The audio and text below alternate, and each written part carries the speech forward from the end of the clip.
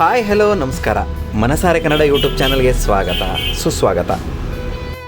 ಹರಳೆಣ್ಣೆ ನಾನಿವತ್ತು ನಿಮಗೆ ತಿಳಿಸ್ಕೊಡ್ತಿರುವಂತಹ ಒಂದು ಸಸ್ಯ ಮತ್ತು ಆ ಸಸ್ಯದ ಬೀಜದಿಂದ ತಯಾರಾಗುವಂತಹ ಎಣ್ಣೆಯ ಬಗ್ಗೆ, ಅದೇ ಹರಳೆಣ್ಣೆ. ಹರಳಿನ ಗಿಡ ಮತ್ತು ಇದರಿಂದ ತಯಾರಾಗುವ ಎಣ್ಣೆಯ ಬಗ್ಗೆ ತಿಳ್ಕೊಳ್ಳೋದಕ್ಕೂ ಮುಂಚೆ ಯಾರೆಲ್ಲ ನಮ್ಮ ಚಾನಲ್ನ ಫಸ್ಟ್ ಟೈಮ್ ನೋಡ್ತಾ ಇದ್ದೀರೋ ಈಗಲೇ ಸಬ್ಸ್ಕ್ರೈಬ್ ಮಾಡಿ, ಹಾಗೆ ಪಕ್ಕದಲ್ಲಿರೋ ಬೆಲ್ ಬಟನ್ ಒತ್ತಿ. ಹರಳೆಣ್ಣೆ ಹರಳು ತಯಾರಾಗುವುದು ಇದೇ ಗಿಡದಿಂದ. ನೀವೀಗ ನೋಡ್ತಾ ಇದ್ದೀರಲ್ಲ, ಈ ಗಿಡದಿಂದ ಬಿಡುವಂತಹ ಒಂದು ಬೀಜ, ಇದರಿಂದಲೇ ಹರಳೆಣ್ಣೆಯನ್ನು ತಯಾರಿಸಲಾಗುತ್ತೆ. ಹರಳು ಗಿಡದ ಬೀಜಗಳಿಂದ ತಯಾರಾಗುವ ಸಾಂಪ್ರದಾಯಿಕ ಮತ್ತು ಔಷಧೀಯ ಎಣ್ಣೆಯೇ ಹರಳೆಣ್ಣೆ. ಇನ್ನು ನಾವು ಈ ಔಷಧೀಯ ಗಿಡ ಆಗಿರುವಂತಹ ಈ ಹರಳಿನ ಬಗ್ಗೆ ನೋಡೋದಾದರೆ, ತ್ವಚೆಯ ಆರೈಕೆಗೆ, ಕೂದಲಿನ ಬೆಳವಣಿಗೆಗೆ ಇದು ತುಂಬ ಅನುಕೂಲಕರವಾಗಿದೆ. ಉಪಯುಕ್ತವಾದಂತಹ ಒಂದು ಹರಳು ಇದು. ಏನಪ್ಪ ಅಂತಂದರೆ, ಇದರಿಂದ ಎಣ್ಣೆ ತಯಾರಿಸಿ ಇದನ್ನು ನಾವು ತಲೆಗೆ ಲೇಪನ ಮಾಡೋದ್ರಿಂದ ತಲೆಯ ಕೂದಲು ಉದುರೋದಾಗಿರ್ಬೋದು, ಮತ್ತು ಹೇರ್ ಗ್ರೋ ಆಗಿರ್ಬೋದು, ತಲೆಹೊಟ್ಟು ನಿವಾರಣೆ ಆಗಿರ್ಬೋದು, ಎಲ್ಲವೂ ಕೂಡ ತುಂಬ ಅನುಕೂಲಕರವಾದಂತಹ ಒಂದು ಸಸ್ಯದಿಂದ ಬೀಜವಾಗಿ ಅದನ್ನು ನಾವು ಎಣ್ಣೆಯಾಗಿ ಮಾರ್ಪಡಿಸ್ತೇವೆ. ಇನ್ನು ತಲೆಗೆ ಹಚ್ಚೋದ್ರಿಂದ ಕೂದಲು ಉದುರುವುದು ನಿಲ್ಲುತ್ತೆ ಮತ್ತು ತಲೆಹೊಟ್ಟು ಕೂಡ ಕಡಿಮೆ ಆಗುತ್ತೆ. ಇದು ಕೇವಲ ತಲೆಗೆ ಹಚ್ಚೋದ್ರಿಂದ ನಮಗೆ ಎಣ್ಣೆಯಾಗಿ ಉಪಯೋಗಿಸೋದು ಅಷ್ಟೇ ಅಲ್ಲದೆ, ತ್ವಚೆಯ ಆರೈಕೆಗೂ ಕೂಡ ಈ ಹರಳೆಣ್ಣೆಯನ್ನು ಬಳಸ್ತಾರೆ. ಹರಳೆಣ್ಣೆಯ ಉತ್ತಮ ಮಾಯಿಶ್ಚರೈಸರ್ ಆಗಿ ಕೂಡ ಕಾರ್ಯವನ್ನು ನಿರ್ವಹಿಸುತ್ತೆ. ಇದು ಚರ್ಮದ ಕಪ್ಪು ಕಲೆಗಳು ಮತ್ತು ಡಾರ್ಕ್ ಸರ್ಕಲ್ಸನ್ನು ಕಡಿಮೆ ಮಾಡಲು ಸಹಾಯ ಮಾಡುತ್ತೆ. ಮತ್ತು ಮಸಾಜ್ ಮಾಡೋದಕ್ಕೆ ಕೂಡ ಈ ಎಣ್ಣೆಯನ್ನು ಬಳಸ್ತಾರೆ.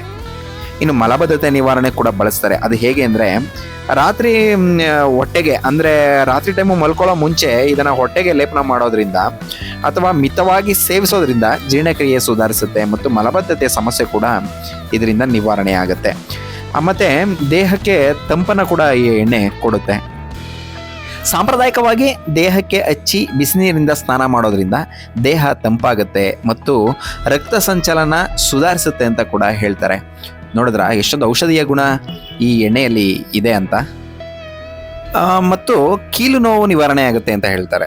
ಸಂಧಿವಾತ ಅಥವಾ ಕೀಲು ನೋವು ಇರುವ ಜಾಗಕ್ಕೆ ಹರಳೆಣ್ಣೆಯನ್ನು ಬಿಸಿ ಮಾಡಿ ಮಸಾಜ್ ಮಾಡೋದ್ರಿಂದ ನೋವು ಮತ್ತು ಊತ ಏನಾದರೂ ಇದ್ದರೆ ಅದು ಕೂಡ ಕಡಿಮೆ ಆಗುತ್ತೆ. ಮತ್ತು ಪಾದಗಳಲ್ಲಿ ಬಿರುಕಾಗಿರುತ್ತೆ ನೋಡಿ, ಇಮ್ಮಡಿಗಳಲ್ಲಿ ಬಿರುಕು ಉಂಟಾಗುತ್ತಲ್ಲ, ರಾತ್ರಿ ಮಲಗೋ ಮುಂಚೆ ಇಮ್ಮಡಿಗಳಿಗೆ ಹರಳೆಣ್ಣೆ ಹಚ್ಚೋದ್ರಿಂದ ಬಿರುಕುಗಳು ಕೂಡ ಬೇಗ ವಾಸಿಯಾಗುತ್ತೆ ಅಂತ ಹೇಳಲಾಗಿದೆ. ಮತ್ತು ಇದರ ಸಂಪೂರ್ಣ ಉಪಯೋಗಗಳು ತುಂಬ ಉಪಯುಕ್ತವಾದಂತಹ ಒಂದು ಹರಳು ಮತ್ತು ಎರಳಿಂದ ತಯಾರಿಸಿದಂತಹ ಎಣ್ಣೆಯಿಂದ ನಾವು ಪಡ್ಕೋಬೋದು. ಇನ್ನು ಇದು ಗಮನಿಸಬೇಕಾದ ಮುನ್ನೆಚ್ಚರಿಕೆಗಳು ಕೂಡ ಇದೆ. ಇದನ್ನು ನೇರವಾಗಿ ಹಚ್ಚುವ ಬದಲು ತೆಂಗಿನ ಎಣ್ಣೆ ಅಥವಾ ಬಾದಾಮಿ ಎಣ್ಣೆಯೊಂದಿಗೆ ಮಿಕ್ಸ್ ಮಾಡಿ ಹಚ್ಚಿದ್ರೆ ಒಳ್ಳೆಯದು. ಮತ್ತು ಗರ್ಭಿಣಿಯರು ಇದನ್ನು ಸೇವಿಸೋದಾಗಲಿ ಅಥವಾ ಇದನ್ನು ಅಪ್ಲೈ ಮಾಡೋದಕ್ಕಿಂತ ಮುಂಚೆ ವೈದ್ಯರ ಸಲಹೆಯನ್ನು ಪಡ್ಕೊಳ್ಳೋದು ಉತ್ತಮ ಅನ್ನೋದು ನನ್ನ ಅಭಿಪ್ರಾಯ.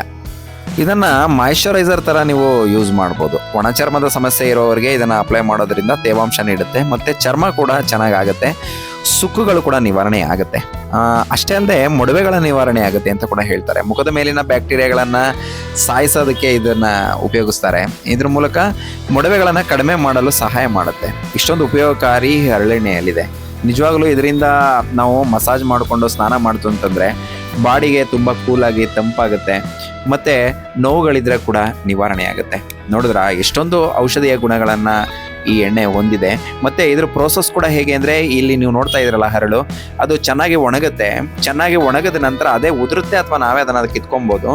ಅದನ್ನು ನಾವೇನು ಮಾಡಬೇಕು, ಬಿಡಿಸಿ ಒಳಗಡೆ ಹರಳಿರುತ್ತೆ, ಆ ಹರಳನ್ನು ನಾವು ಚೆನ್ನಾಗಿ ಫ್ರೈ ಮಾಡಿ ಅದನ್ನು ಬಿಸಿ ನೀರಿನಲ್ಲಿ, ಕುದಿಯುವ ನೀರಿನಲ್ಲಿ ಚೆನ್ನಾಗಿ ಬೇಯಿಸಿ ತದನಂತರ ನೀರನ್ನೆಲ್ಲ ನಾವು ಅದನ್ನು ಬಸಿದು ನಂತರ ಎಣ್ಣೆಯನ್ನು ತಯಾರಿಸ್ತಾರೆ. ಆ ಎಣ್ಣೆ ಕೆಳಗಡೆ ನಿಂತ್ಕೊಂಡಂತಹ ಗಟ್ಟಿಯಾದಂತಹ ಒಂದು ಆಯಿಲ್ ಫಾರ್ಮ್ ಆಗುತ್ತೆ, ಅದನ್ನು ನಾವು ಬಳಸ್ಬೋದು. ಈ ರೀತಿ ಪ್ರೋಸೆಸ್ಸಿಂದ ಇದನ್ನು ಮಾಡೋದು. ಈ ಎಣ್ಣೆಯನ್ನು ತುಂಬ ಉಪಯುಕ್ತವಾದಂತಹ ಒಂದು ಹರಳು ಇದು ಹಳ್ಳಿಗಳಲ್ಲಿ ಮತ್ತು ಹೊಲಗದ್ದೆಗಳಲ್ಲಿ ಸಿಗುತ್ತೆ. ನೋಡಿದ್ರಲ್ಲ ಈ ಹರಳು ಮತ್ತು ಹರಳಿನಿಂದ ತಯಾರಿಸುವಂತಹ ಎಣ್ಣೆಯ ಬಗ್ಗೆ ಮಾಹಿತಿಯನ್ನು. ಈ ಮಾಹಿತಿ ನಿಮಗೆ ಇಷ್ಟ ಆಗಿದರೆ ನಮ್ಮ ಈ ವಿಡಿಯೋವನ್ನು ಲೈಕ್ ಮಾಡಿ, ಶೇರ್ ಮಾಡಿ, ಕಾಮೆಂಟ್ ಮಾಡಿ ಅಂತ ಹೇಳ್ತಾ ಇವತ್ತಿನ ವಿಡಿಯೋವನ್ನು ಇಲ್ಲಿಗೆ ಕೊನೆಗೊಳಿಸ್ತಾ ಇದ್ದೀನಿ. ಧನ್ಯವಾದಗಳು.